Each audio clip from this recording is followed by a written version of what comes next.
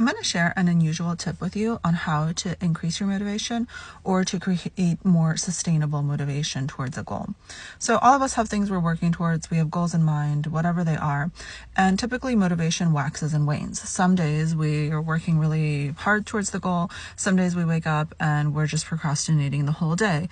And obviously that's not ideal. So if you want to change this fluctuation in motivation, one thing you need to work on is changing your perceived effort towards the goal. So the way that the dopaminergic system works is that there's perceived effort and perceived reward.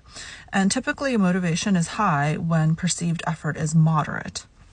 And so when you have perceived effort as high, typically motivation will go down.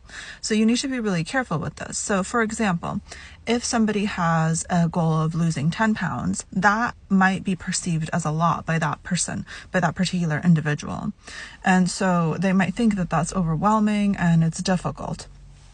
And so sometimes with that case, the motivation will go down.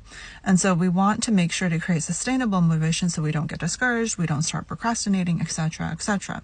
And so one of the ways to do this is to double the goal. So in this case, if an individual is trying to lose 10 pounds, we would say, like, imagine how hard it would be if you were trying to lose 20 pounds. Like, imagine that, imagine what you would be doing, how you would be feeling, etc.